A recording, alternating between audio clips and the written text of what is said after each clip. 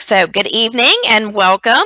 We are going to have the course Unpacking the Common Core Standards to Develop IEP Objectives and a Focus for Therapy by Debbie Lozo for this evening. So, Debbie, I'll hand it over to you. Thanks, Amy. Welcome, everyone. Glad to see all of you, or I know I can't see you, but glad to know you're out there. Today, as we talk through things, we have two main objectives. We are going to look at demonstrating how SLPs can use the Common Core standards to develop IEP goals and objectives, and really to provide a focus for therapy. And then we are also going to talk about, sorry about that weird thing on my screen, um, being able to just learn some key instructional strategies that we can use to support student achievement in the Common Core standards. So two main things that we're going to talk about today. First thing is just to kind of mention a little bit of background, which you may already know, so I will just go quickly through this. But the fact that the Common Core standards have been implemented across the country, they were developed by some national groups. First of all, some governors of different states got together, and then they pulled in the state superintendents of education, or they might be called chief officers of education, but whoever's the top notch person for education. And those two groups talked about why we might need some common standards and all the issues that involve, kids moving from state to state and across different groups, and how can we improve student education. They also looked at what are the top-notch districts in the country, who have developed standards, and how can we look at those cross states, cross districts. They also pulled in curriculum experts. So just like in ASHA, we have we have our national, group that develops standards and all kinds of information. They have groups like that for like the National Council of Mathematics. They have that for like they have that for reading, they have that for language arts and science and social studies, etc. So they pulled in groups like that. The standards right now that are implemented in many states involve English language arts, K through 12, and mathematics. Social studies and science are being implemented, but more in initial stages. States are still adopting those. In 2010, the finalized versions came out for the language arts and English language arts and math. And then science and social studies have been more or less phased in, and they actually have different names for them. On the left side, you see all the states that initially did not accept the Common Core state standards, and now there's some other state leaders who are withdrawing support or talking about using or not using the Common Core standards. So I don't have a complete list of those because it's going on right now, but I can say this, first of all, that curriculum experts are highly supportive of the Common Core state standards. And then as we move on, I will also talk about how experts from ASHA in child language and looking at students working in schools are also highly supportive. So just to know that, and I haven't, that I don't know if there's anything in your state, but just want you to know that there's still a huge group supportive of this Common Core standards. So there is a website if you want to see the actual Common Core standards that are posted, but also I wanted to share some information with you.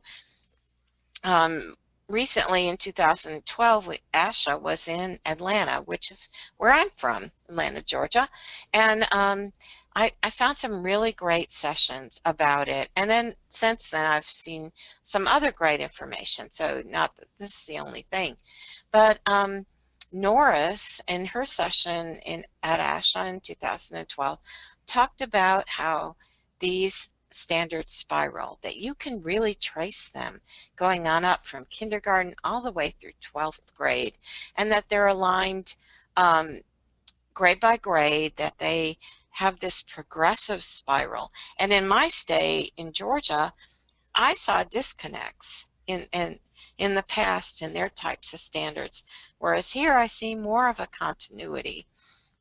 And then the whole emphasis is building knowledge and skills and everything kids need to know so that they can either go to college or be ready for a career when they leave high school. And then the other important thing is there are anchor standards, and we'll talk more about this as we go along, but they go from kindergarten through 12th grade. There are some of the same topics. And of course, the wording changes because the kids, have different expectations. But it's really, really cool that you can see going from kindergarten through 12th. And the other cool thing is that we can see that for language skills as SLPs, the skills that we work on. So we'll talk more about that too. Okay, so quick overview of what some of the experts were saying or are saying. Ukrainitz, who's also known as a child language expert, talked about how the integration of language skills go across the standards.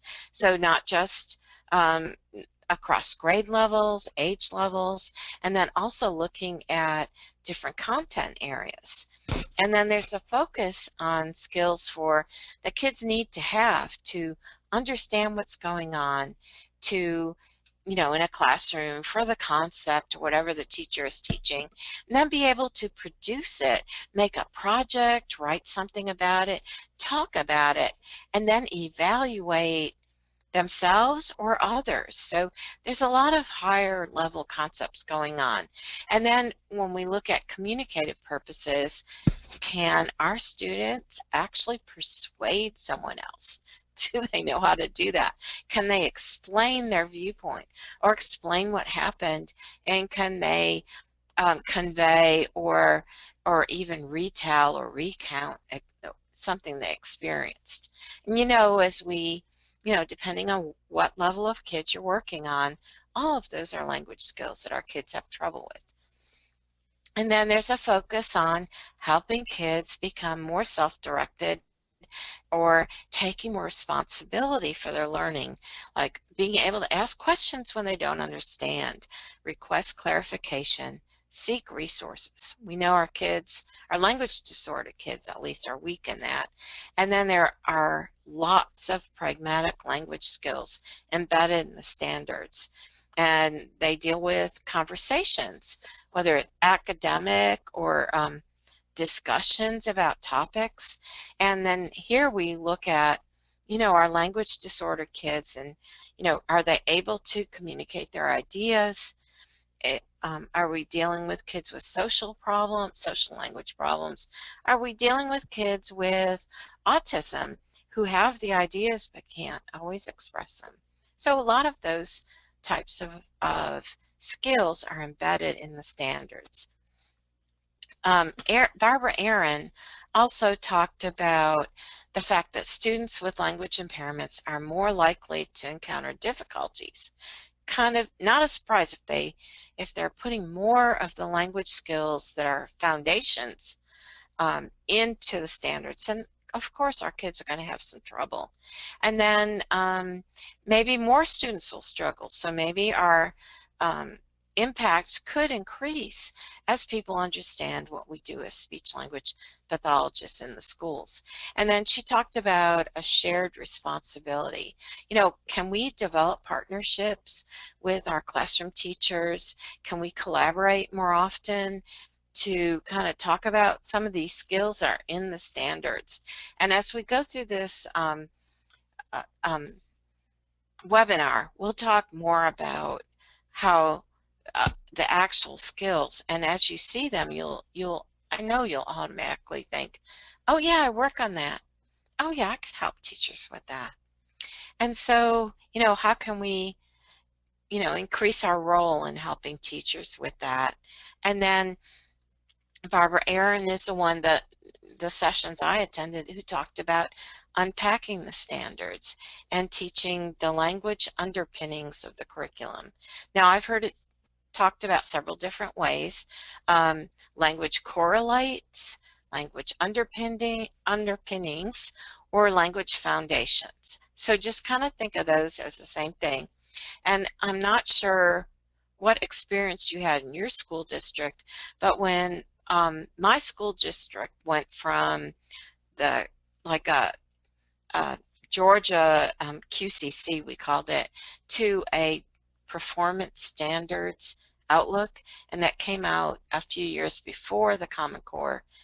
We started going to these meetings where we would meet with teachers and they would unpack the standards. And and sometimes it made sense to us as SLPs, and sometimes it's like, okay, I understand that, but it really doesn't relate to what I'm doing. So when we talk about unpacking the standards, we are going to look for the underlying language foundations for these standards. So we'll do them as an SLP rather than a classroom teacher. One thing I did like in attending a couple of those sessions was that they talked about how SLPs deal with underlying language. So again, trying to kind of define that.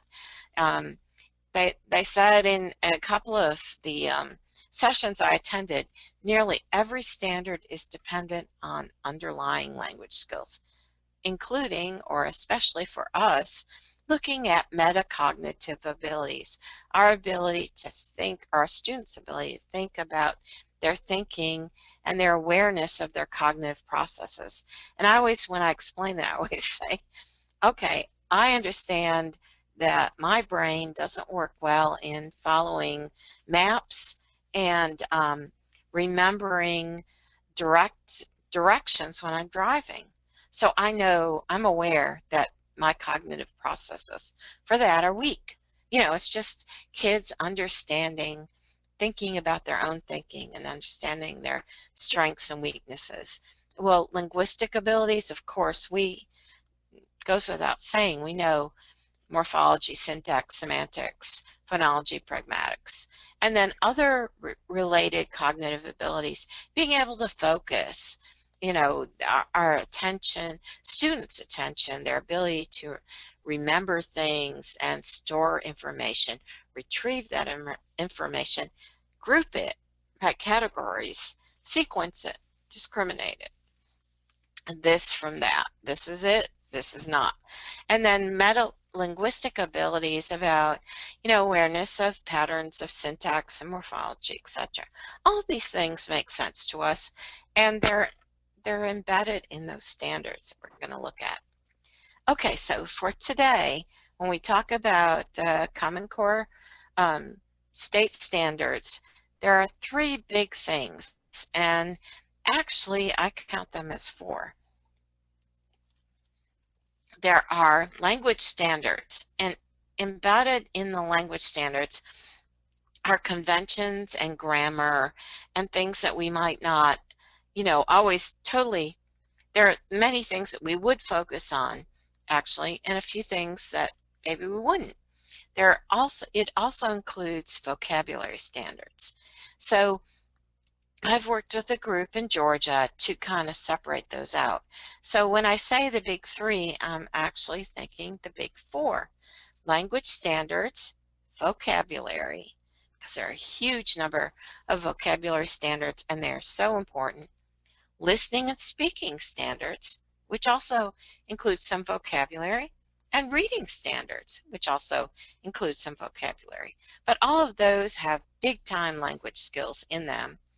And then we eventually, not today, but need to look at what are the things embedded, the language skills embedded in writing and the language of mathematics.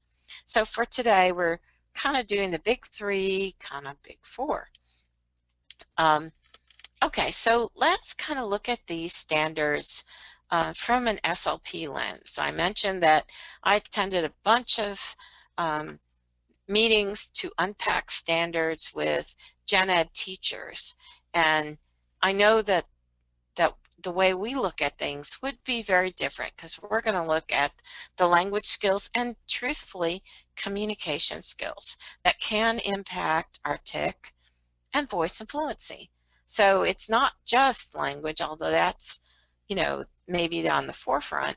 There are some other communicative skills that are embedded in these standards too. Okay, so let's kind of look at this chart. This chart is from GoSSLP.org, which is a Georgia school-based organization. And what we did is just take exact same wording from the Common Core Standards.org that you saw that link earlier, and put them in a chart form so it'd be easier for you to see them. And so, like, if you're in elementary, you're going to work with kindergarten through fifth. So wouldn't it be nice to have all the standards you need to look at on one page for that particular topic?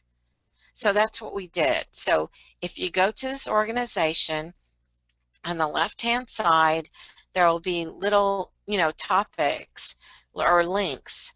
You go to resources and then click on Common Core and scroll down. And there are all kinds of resources, but at some point you'll see the actual standards listed in charts. Now they're listed in 4 different charts: listening, speaking, as we're looking at today, the language section that I mentioned earlier, a separate vocabulary section because we thought vocabulary was so important, and a reading section because there are all kinds of comprehension and reading skills that, of course, we deal with in language. So all 4 of those are listed, and they're listed in charts that go elementary, K through 5, middle school, 6th through 8th, and then high school, 9th through 12th.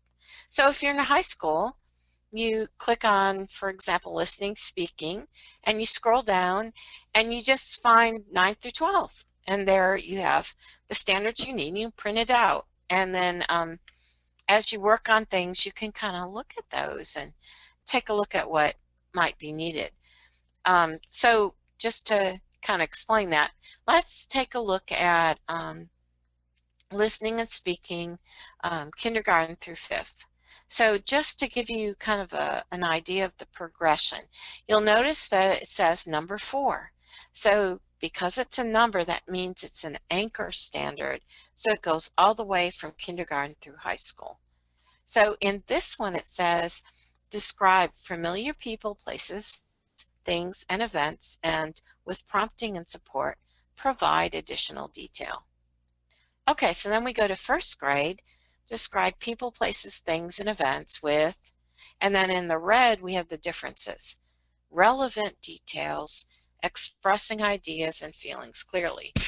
Now I know this might seem a no-brainer for Gen Ed kids, but our language disorder kids or kids with disabilities, we start to think about, okay, they might have trouble with some of these things. And then 2nd grade, tell a story or recount an experience. Now, I thought recount was interesting. We don't usually use that word, recount, but it's another way of, to me, saying retell. But, it's a difference, and we should be familiar with it. So they have to recount an experience with appropriate facts and relevant descriptive details, speaking audibly in coherent sentences. Okay, so wow, a lot of skills there. I'm going to kind of come back to these, but just to get the overview. Okay, so 3rd grade, report on a topic or text, and then the rest of it is similar, but at the end they need to be speaking clearly at an understandable pace. Okay, that's different, and that's, could relate to fluency, could relate to our TIC, speaking audibly, coherent sentences. We start to see some other areas that are sort of touched on. Report in 4th grade, report on a topic or text, tell a story, recount an experience and now we add some other skills, in an organized manner, using etc., just like we talked about, to support main ideas or themes. Okay, so now we're Okay, lots more to add to that. And then report on a topic or text or present an opinion, sequencing ideas logically for fifth grade. And the rest is the same. Okay, so you're starting to see the complexity of this, right? Okay, so if we were actually together today in a, you know, face-to-face workshop, I'd say this. Well, okay, so what underlying language skills are in that third grade standard? So let's go back. Remember that third grade standard? Report on a topic or text, tell a story, recount an experience with appropriate facts, relevant descriptive details, speaking clearly at an understandable pace. Okay, that's quite a lot of skills, right? Okay, so when I worked with different groups of SLPs, this is just an example. They came up with 10, and some groups came up with 15. It's not like an exact number, but they said, okay, so for foundational language skills, kids should be able to retell stories, retell an event or experience, use appropriate sentence structure, use appropriate vocabulary, be able to list facts, be on topic, use descriptive language, make sure that you add the details, speak clearly, use an appropriate pace. Okay, so now I want to ask you to think through that. Oh my gosh, how many? 10 things for one standard. Okay, so just keep thinking about that, and we'll give some more middle school and high school examples, but as you think about IEP objectives, how can we use this? Are we kind of, you know, going through and finding the underlying language skills or foundational language skills? Okay, so if you happen, I need to kind of do as a disclaimer. If you're working in elementary, well, actually applies to all of them, but especially elementary, you'll notice that these are from vocabulary acquisition and use, and you'll notice that these start with an A, right? And underneath those anchor standards that start with a number, like 1, 2, 3, 4, we have sub-skills or kind of substandards, and they start with A, B, C, D, E, and they can go on. Okay, so here's an example where the A does not necessarily align. And it's just important to point out, if you haven't looked at the standards, sometimes they don't all line up. For the substandards, not the anchor standards, they do, but the ones underneath that. So here we have A, sorting common objects into categories, shapes, etc. And we do that in language therapy, oh my gosh, all the time. First grade, we sort the words into categories like colors and clothing. Second grade, there's nothing to do with sorting. Third grade, it switches to distinguishing literal and non-literal meanings of words and phrases. Fourth grade, explain the meaning of simple similes and metaphors. And then fifth grade, interpret figurative language. So you see that actually third through fourth makes sense. There's sort of a continuum. And kindergarten, and first grade have a continuum of sorting. But second grade doesn't relate to that. There is an A for second grade, but it goes with other concepts. So just to make sure we explain that while many things go, you can see a continuum across grade levels. Sometimes they don't. Okay, so let's go to sixth grade, listening and speaking. So we have, under this, we're looking at comprehension and collaboration. And we have D, so again, it's not an anchor standard, it's, a substandard standard underneath. Review the key ideas expressed and demonstrate understanding of multiple perspectives through reflection and paraphrasing. Okay, that's a lot of stuff there. Okay, but then, oh my gosh, go on to seventh grade.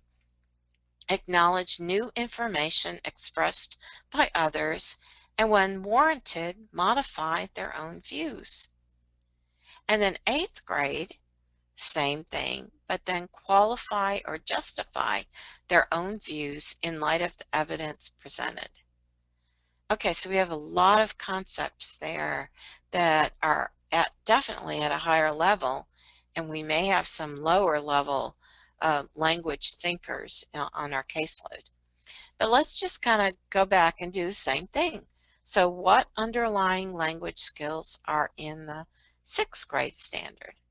So if we go back up there, again, just take a look at that. Review the key ideas expressed and demonstrate understanding of multiple perspectives through reflection and paraphrasing. Okay, so some of the groups I worked with at SLP groups came up with these, and there are about 7 of them. Okay, so they should have an understanding, our kids, of main idea. They should understand viewpoint and perspective.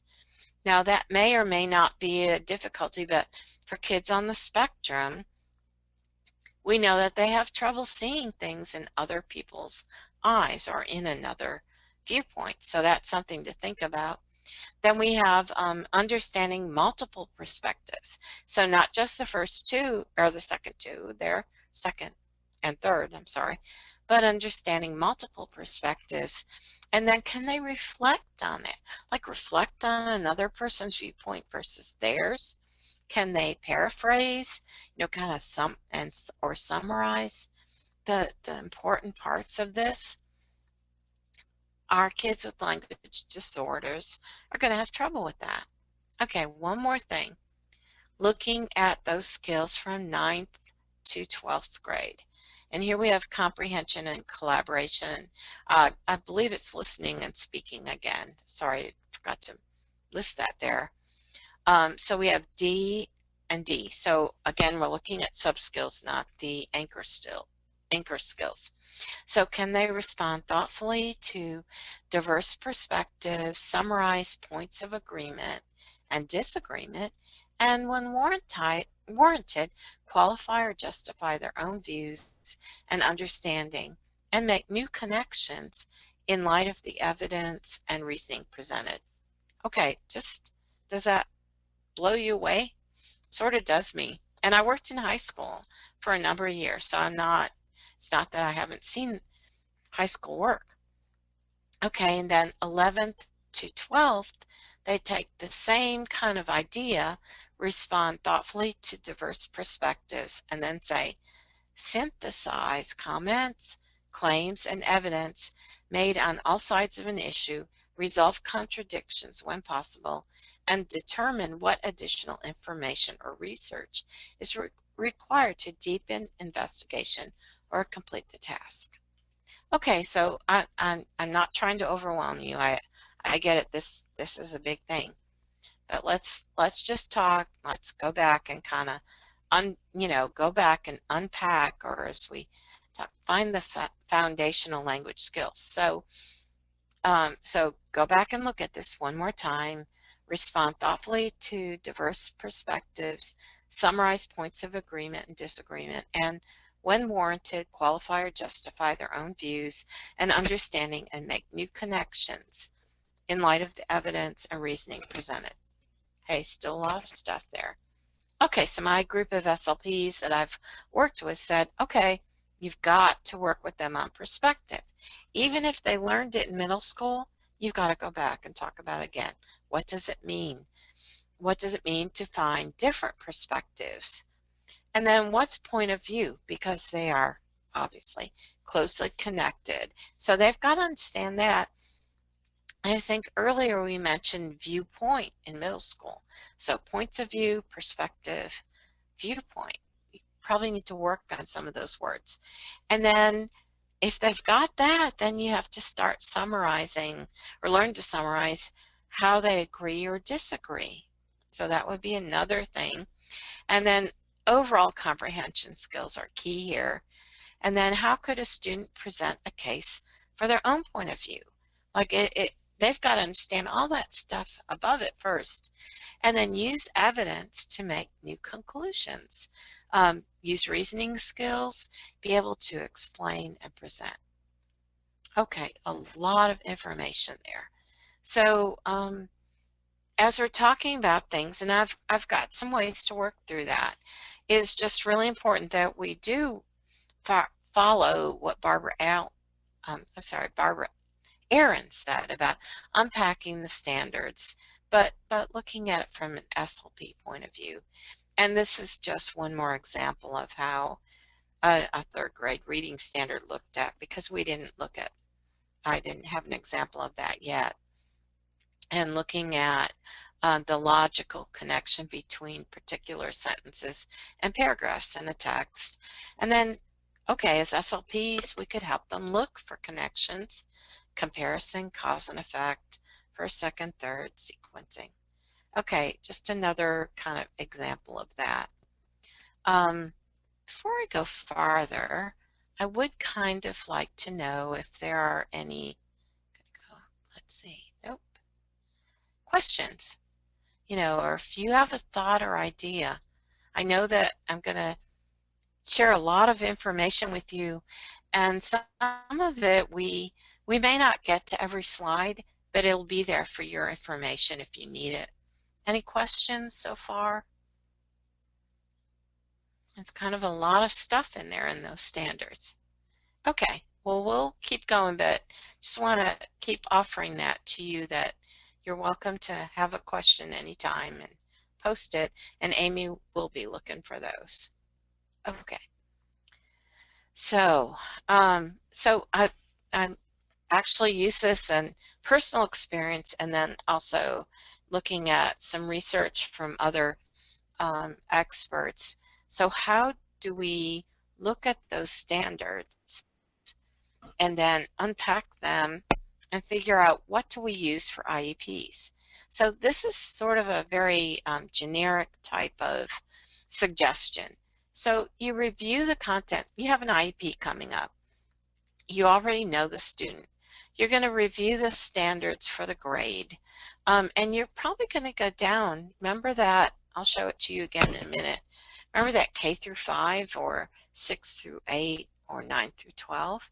Well, you're probably going to look at what's below their grade level to see, just kind of get an idea, like where are they?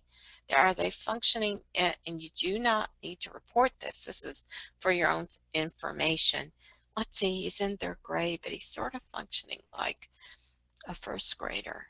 Looking at his language skills on this type of standard. So you're going to kind of think through that.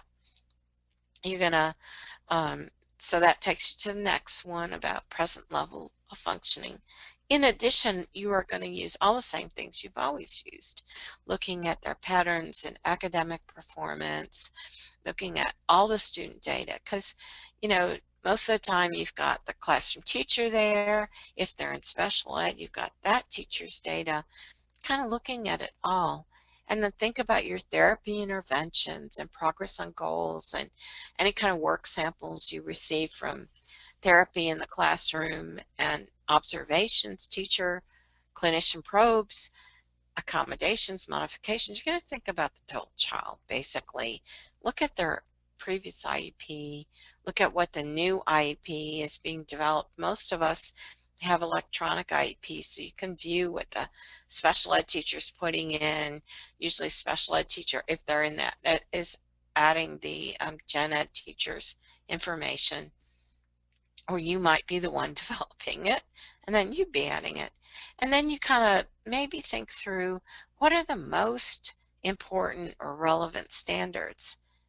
Okay, so I'm not going to go through every standard. Oh my gosh, I have 4 charts for elementary. Which one am I going to choose? Well, you're going to go through, remember we said language, vocabulary, listening, speaking, and reading. Go through that and kind of think about what's most important. And those are the ones you kind of picked that you might unpack some more. Just like we unpacked some and came up with a list of skills or foundational language skills. Then you kind of develop, well, the goals that you think, or you make a list of, okay, these are the skills I need to work on. And if I work on these skills, I might help my student get closer to grade level on those types of skills. And then you might collaborate with your team, special ed, general ed, to kind of confirm, oh yeah, is that what you're seeing too?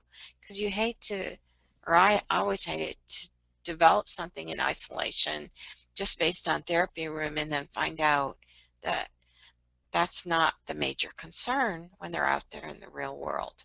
So you want to look at all of that. So this next chart in the PowerPoint is just an example of some of the most common oral language skills. And at some point I'll probably do one that's more based on comprehension and reading skills, but truthfully, these are just biggies. So kind of look at that. Now, K through 5, because it spans so many grade levels, it's kind of hard to narrow it down. So you really do have to go to their grade level. But what I like is it kind of summarizes the most important skills they're going to address in elementary school, in middle school, and high school. So kind of think about that. And then as you start working on developing goals, this might also be a piece that you want to look at, because you want to look at, okay, I see this little grammatical thing here, but oh my gosh, how does that relate? But they've got so many other weaknesses in other areas. So you have to kind of, language is huge and broad. You might want to use this to help you prioritize a little bit more. Okay, so now I'm going to take you back to that initial screen that we looked at about listening and speaking, and how we went from kindergarten through 5th grade with this anchor standard. And remember, we developed a list of ideas, or foundational language skills that could have happened there, or we didn't, but the group of SLPs I worked with did. Okay, so now kind of think through that. If we went back to that list, we haven't. All right, we'll go back to that in a minute. There are a couple of things I just wanted to say. I would go back, as we've mentioned, and kind of think through, where are they in retelling a story? Are they so basic that they are having trouble describing people, places, and things and events? Do they need graphic organizers or visuals? Are they more here, at 1st grade than they are at 3rd grade? But if I work on these skills, will these skills help them get to 3rd grade standards? Yeah, they will. So begin to think of that word scaffolding. Okay, I'm going to work on some skills that will help them get closer to 3rd grade. Do I want to look at 4th and 5th? Yeah, because a lot of our IEPs may happen in the spring. So we're in, March and April, and we're looking at what will happen next year. So you also want to look at that too. So that's what's really nice about these charts on goslp.org, that they help you kind of see it all in a major one page for, each standard. The other thing is SLPs that I've worked with in the past told me they printed these out and kept them in their lesson planning book so that they could always have it just as a review when they need to, when an IEP is coming up, when they need to look at things. One other thing, sometimes folks out in the schools don't understand all that we do, but teachers and parents, and sometimes it's really nice if you actually had that chart and said, now I've looked at all these, what's expected for next year, but I see a couple key areas that Johnny's having trouble with, and those are the ones I want to focus in on therapy, and I wrote goals for them. And then you talk a little bit about those skills, and even maybe reference, oh, okay, this relates to the listening and speaking skill. I didn't put all the numbers here, but of whatever. There are numbers that go with each one. But number 4, and then you all of a sudden there's this connection. The classroom teacher understands the standards. The parent sees that, and they both see that you are a contributing person that's going to help their student. So it's just something to think about, talking the talk, being able to explain that you understand what those standards are and the content and how important your role is, which um, as we know, we've got to develop more and more. So think about that. Then go back and kind of look at the list. When you unpacked it or just went through and brainstormed a list of skills that you saw in that standard. Remember our third grade standard here. Um, which which skills were the weakest? Which ones are the most that you think most relevant, most important that this student needs work on? Because you would not pick all 10 of those, right? That's too many goals. But could you pick one or two, or could you combine them to kind of hit the same skill, like retelling stories and events or whatever? So then you go back and you kind of hit the ones that are the most important. And those are the ones that you would target, not all 10. And then the other important thing about that is not to ever repeat the exact wording of the standard. And I know that in my district, you probably didn't have that problem, but in my district, special ed teachers, when performance standards came out, thought they had to repeat the whole thing. And it was like, no, no, no. First of all, it's got too many skills. Secondly, they're under that standard if they're in the general ed curriculum. So you shouldn't repeat it. It's already there. What's important is picking the foundational skills or the most important skills in therapy that would help that student scaffold or learn skills to meet that standard. So I hope that makes sense. And if not, please ask questions.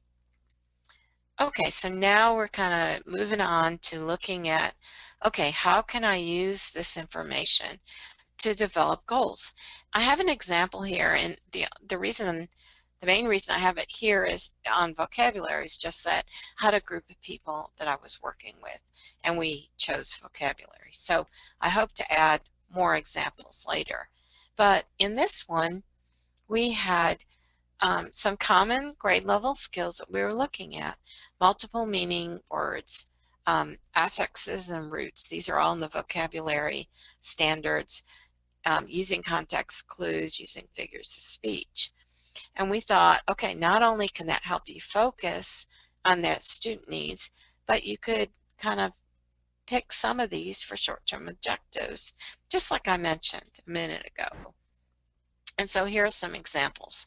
And these are really, again, just examples of how you could find goals and objectives that relate to the standards. And we just came up with these not to say you have to use them. And we just kind of used a standard type of wording. So like in my district, we would have to add some more to that. Of course, we'd have to add the percentage. We'd have to add when given, blah, blah, blah, identify simple multiple meaning words or whatever. But we thought, okay, this might be helpful for you to look at. And I will continue to try to develop some examples of those, but just here's one. Okay, so we're kind of moving on towards the end of the presentation. Just to kind of summarize what we're saying, when you look at developing IEP goals and objectives with a focus on the Common Core, you want to be knowledgeable about the horizontal and vertical alignment of standards, across the grade levels, what comes before one grade level or under another. And again, I just keep recommending using those charts that are on goSSLP.com because they allow you to have easy access to look at those. Figure out approximately where your student is functioning in regards to the standards, and then never repeat a whole standard. I think we learned that there's just too many language skills within a standard to make that an IEP goal. Then unpack it as we talked about, find out the most important foundational language skills, write goals that scaffold that skill towards grade level. So I always talk to SLPs, again about promoting understanding on what we do, and talking to folks that you work with, teachers and parents, about how you help kids progress towards the standards, that you support grade level standards, you collaborate with the team to help the student meet grade level standards. Obviously, in the back of our minds, we're thinking, I am not the reading teacher, I'm not the math teacher, I'm not, but I sure can help with many of these skills, underlying skills, especially language and communication. So I can be part of a team. I'm not going to teach him all his math, but I can help with some of the vocabulary. Targeting our services that align to the Common Core standards, but there's also that other piece. We have to maintain fidelity to speech language practices. ASHA says we need to be educationally relevant, but at the same time, we know that not everything we do is in the standards. So not all the fluency techniques, not all our TIC techniques, and there are other communication techniques that we use that are maybe somewhat related, AAC and some others, but they're not totally in the standards. So this presentation is not in any way to recommend that you forget those things. This is just to say when it's appropriate and when you can help and when you can support students, do it. Have that educationally relevant therapy that ASHA recommends in the schools. Just a couple really short little things here. ASHA, or actually not ASHA, but my state in Georgia, but I've seen it in the Council for Exceptional Children, which is a national group for special education, talks about developing SMART goals. Be specific. These are IEP goals. Make sure they're measurable, make sure they're achievable, relevant, and time-bound.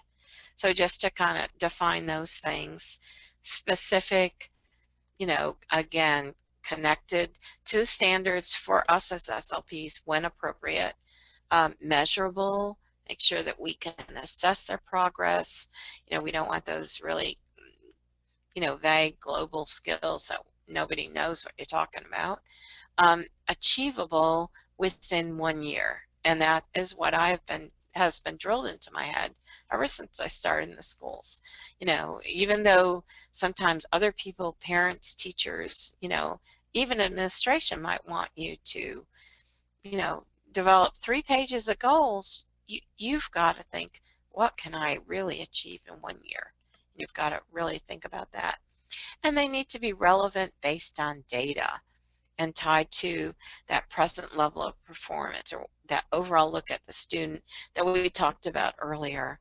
And then, of course, you have to follow the timelines, monitor progress, report progress, progress reports, IEP progress, all that good stuff, fun stuff. Okay, so I know we just have a few minutes left here, just go kind of quickly through our role.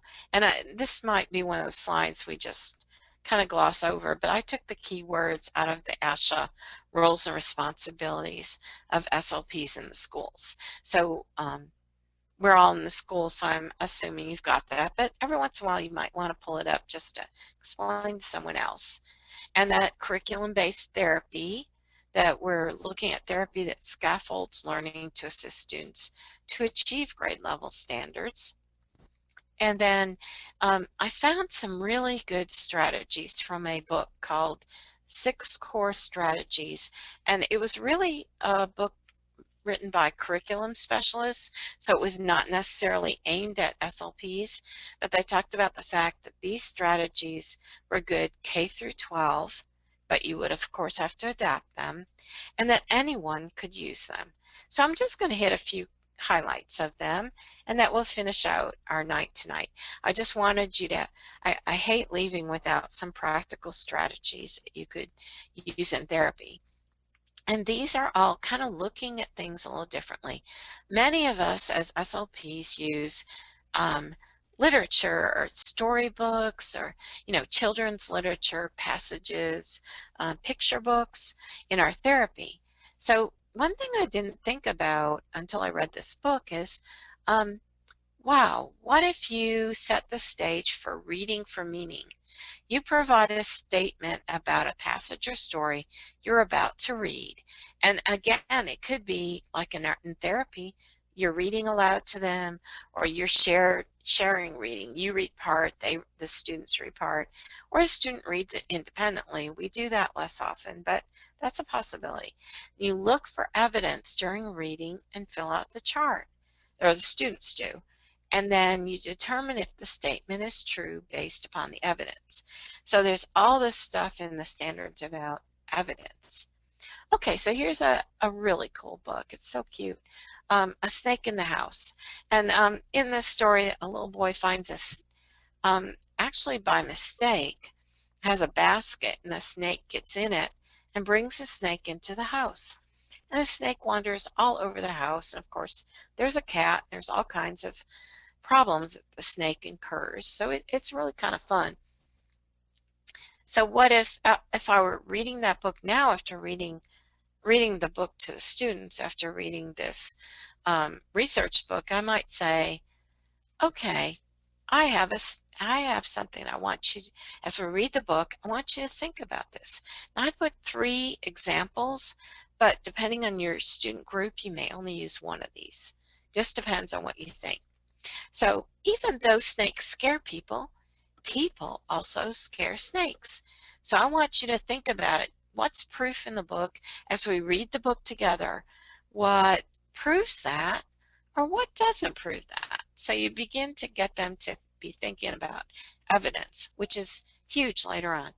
Okay, another example would be all snakes bite people. That might be a simpler one. So in the book, did the snake bite people? Did they not? And then there's actually a quote from the book. The snake needed small bugs to eat, water to drink, dampness in the grass and earth, sunshine to bask in. Was that true or not true? Where'd you find the proof for that? So that one's actually from, right out of the book. So you could still do all that you do about reading a book to students and all the language activities, but now give them a purpose and make it related to evidence, and you are helping them meet standards. Funny thing to think about it that way. Okay, here's one more, compare and contrast. Now, I always did that with my kids, and I often used a Venn diagram, sometimes a T-chart, whatever. In this one, I thought about how we could use this in language therapy. Now, the 1 through 4 is kind of right out of the book. This is Silver, Dewing, and Perini, but I kind of modified it as an SLP. So in this one, they say, describe each item. Well, I'm thinking we've read the book and we've learned some vocabulary words. So our items are the vocabulary words or the concepts we've learned in the story. And then use a graphic organizer to record key similarities and differences. Okay, we can do that. We talk through the book and we talk about how Paul Bunyan is sort of like, Mike Mulligan, or actually, I'm sorry, they're different. What's Paul like? What's Mike like? What are their similarities? So instead of like the Venn diagram, use something called a tall hat. And then you have discussions about it and you help them draw conclusions, and the conclusion is like the synthesis at the bottom. So here's an example. So this is what Paul Bunyan did, and then this is what Mike Mulligan did. And then the similarities are they're both tall tales, which is great to use the tall hat, a graphic organizer, and they're larger than life, and they both did fantastic things and whatever.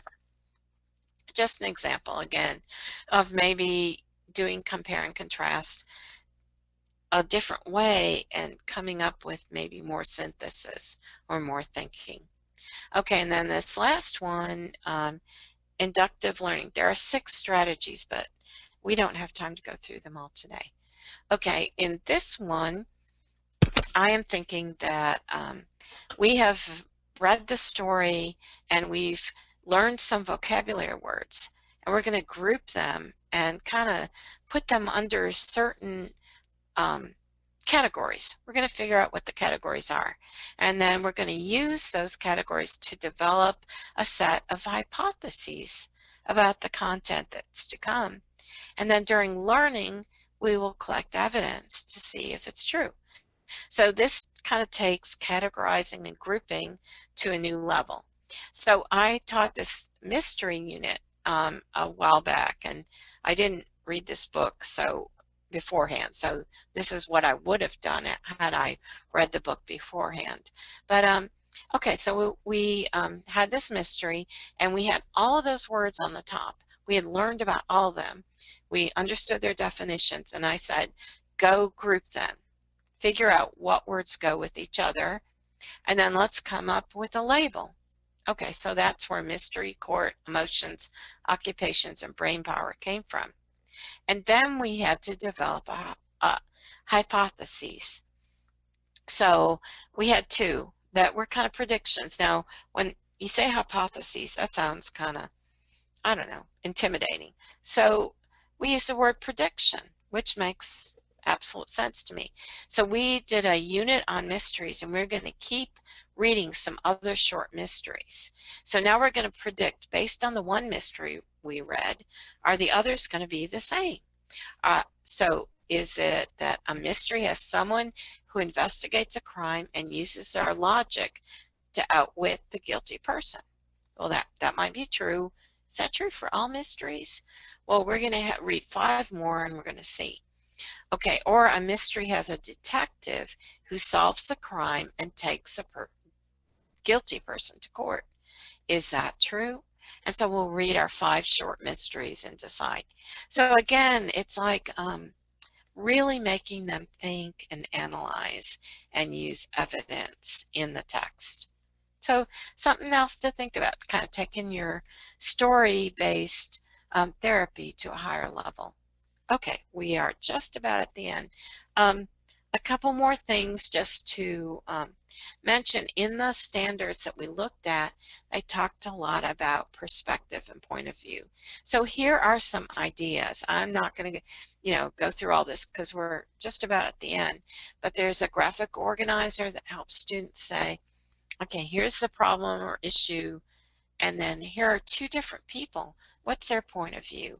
Same thing over here are 3 different people.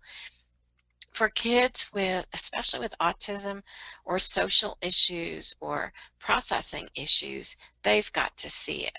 So what I like about the bubbles here is that it makes you write it down, they see it, they can look at it and think through it.